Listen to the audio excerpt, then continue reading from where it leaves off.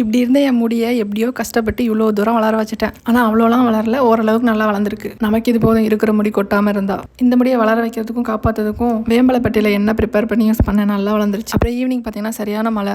அந்த மழையும் பார்க்காம இன்னைக்கு நைட்டு கோழி குழம்பு செஞ்சு சாப்பிட்டே ஆகணும்னு சொல்லிட்டு கறி வாங்க போயிட்டு கறியை வாங்கிட்டு வெளில வந்தால் மறுபடியும் சம மழை ஸ்டார்ட் ஆயிடுச்சு. சரி மறுபடியும் ஈரல் வாங்குவோம், அதை வெட்டுறதுக்குள்ள மழை நின்றும் அப்படின்னு சொல்லிட்டு ஒரு 50 ரூபாய்க்கு ஈரலும் வாங்கிட்டோம். கரெக்டாக ஈரல் வெட்டி முடிக்கிறாங்க, மழையும் ஸ்டாப் ஆயிடுச்சு. நல்ல வேலை வர்ண பகவான் நம்மளுக்காண்டி வழி விட்டுருக்காருன்னு சொல்லிட்டு குடுகுடுன்னு கிளம்பி ஓடி வந்துட்டோம். இன்னைக்கு நைட்டு மெனு என்னன்னா கோழி குழம்பு, கோழி ஈரல் வறுவல், அப்புறம் பூரி. ஃபர்ஸ்ட் கோழி குழம்பையும் ஈரல் காட்டு வறுவலையும் பண்ணி வச்சுட்டோம். அப்புறம் பூரி நல்லா புசு புசுன்னு சுட்டி எடுத்துட்டு இருந்தோம். மாவு நிறைய தேய்ச்சனால ஒரு 50 பூரி கிட்ட வந்துருச்சு. பூரி லவர்ஸ் யாரெல்லாம் இருக்கீங்கன்னு மறக்காம கமெண்ட்ல சொல்லிட்டு போங்க. செஞ்சுட்டு இருக்கும்போது எனக்குலாம் வாயில எச்சு ஊற ஆரம்பிச்சிருச்சு. எப்படா சாப்பிடுவோன்னு சுத்திட்டு இருந்தேன். எல்லாத்தையும் பண்ணி முடிச்சதுக்கப்புறமா பிளேட்ல வச்சு பார்க்கும்போதே எனக்கு அவ்வளோ கிரேவிங்ஸாக இருந்துச்சு. அப்போதான் எல்லாத்தையும் எடுத்து வச்சிருக்கேன். அதுக்குள்ள ஒரு கை கொஞ்ச நேரம் ரசிக்கவும் விட மாட்டாங்க, ஒழுங்காக சாப்பிட விட மாட்டாங்க, இடியட்ஸ். அப்புறம் உட்காந்து ரசிச்சு ருசிச்சு சாப்பிட்டுட்டு இருந்தேன். டேஸ்ட் செம சூப்பர்.